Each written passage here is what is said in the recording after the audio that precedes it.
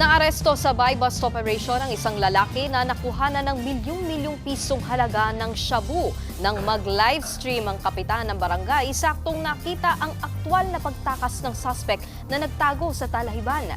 Yan at iba pa sa Frontline Report na ito.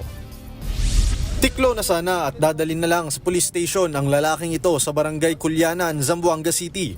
Ang jeepney dispatcher na si alias Randy, nakitaan kasi ng 5 kilo ng hinihinalang shabu sa buy bust operation.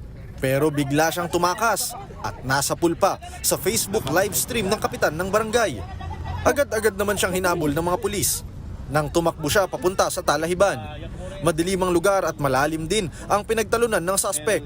Pero dahil napusasan na, nahirapan na siyang makalayo. Na-corner siyang nagtatago sa mga damo at inakay-akay ng mga pulis pabalik sa kalsada. Nakumpiska sa kanya ang drogang aabot sa 34 million pesos ang halaga. Kulong siya ngayon at nahaharap sa kaukulang kaso.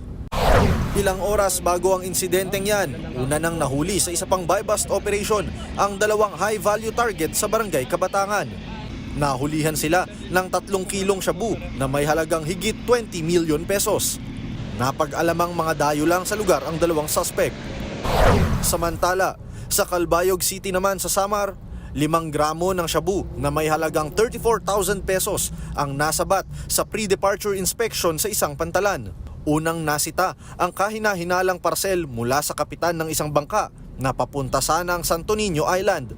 At nang inspeksyonin ng K9 dog, tumambad sa mga pulis ang shabu sa parcel na nasa loob ng wheelhouse.